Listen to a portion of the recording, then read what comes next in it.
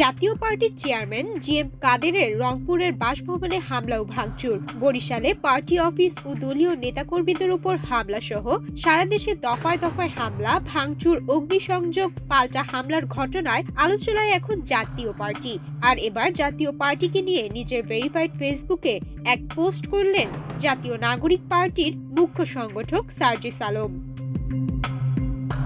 তিনি লেখেন, ৩ দিন আগে রংপুরে জাতীয় পার্টি থেকে মনোনীত অবৈধ নির্বাচনের একাধিকবারের অবৈধ মেয়র মোস্তফা আবার মেয়র পদে ফিরে আসার জন্য আওয়ামী লীগের পোষ্য বি টিম জাতীয় পার্টি এবং আওয়ামী লীগ, যুবলীগ, ছাত্রলীগের সন্ত্রাসীদেরকে সাথে নিয়ে রংপুর শহরে বিক্ষোভ মিছিল করেছে। Gold's Gym is a globally recognized and well-established fitness brand with over 600 franchises around the world. Now at the Boshundara Sports Complex and Boshundara City. Gold's Gym Bangladesh. Admissions now open. সার্জিসের অভিযোগ, আওয়ামী লীগ ও ভারতের সাথে negotiation করে সাময়িক বিরোধিতার ভান ধরে বিরোধী দলের যাবতীয় সুযোগ সুবিধা গ্রহণ করেছে জাতীয় পার্টি। এমনকি বিএনপি জামাত যখন প্রহসনের অবৈধ নির্বাচন থেকে দূরে থেকেছে, হাজারো অন্যায়, জুলুম, অত্যাচার সহ্য করেছে, তখন এই জাতীয় পার্টি বিরোধী দল সেজে আওয়ামী লীগকে সরকারি দলের বৈধতা দেওয়ার অপচেষ্টা করেছে, সকল সুযোগ সুবিধা গ্রহণ করেছে।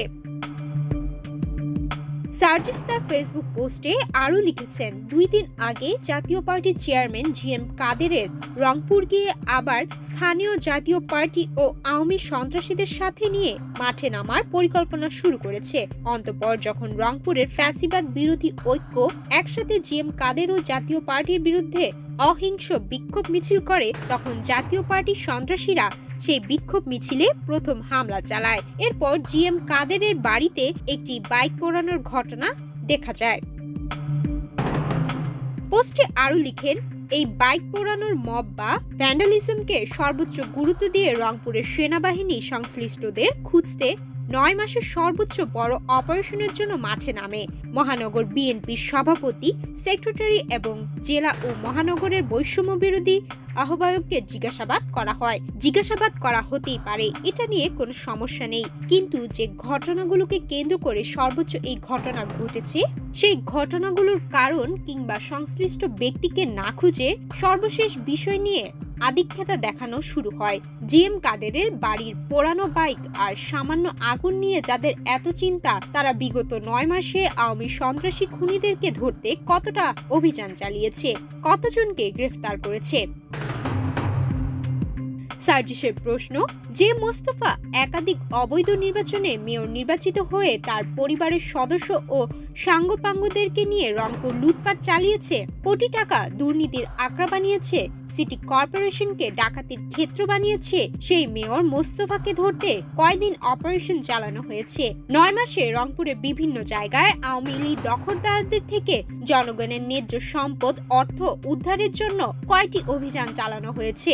জাতীয় পার্টি যে সন্ত্রাসীরা অবৈধ মেয়র মোস্তফার নেতৃত্বে প্রথম ফ্যাসিবাদ বিরোধী ঐক্যের বিক্ষোভ মিছিলে হামলা চালিয়েছে, সে জিএম কাদের এলাকায় সন্ত্রাসীদেরকে নিয়ে বৈঠক করে পরিস্থিতিকে উস্কে দিয়েছে, তাদেরকে ধরতে কয়টি অভিযান চালানো হয়েছে?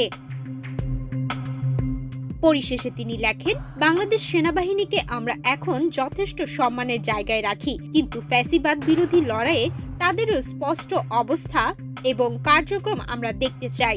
নিষিদ্ধ আওয়ামী লীগ ও তার অঙ্গ সংগঠনের সন্ত্রাসীরা তাদেরই বি টিম জাতীয় পার্টি রূপে ফিরে আসার চেষ্টা করলে সেই চেষ্টাকে ব্যর্থতায় পর্যবসিত করা হবে। সুমাইয়া মিতু, বাংলাদেশ প্রতিদিন।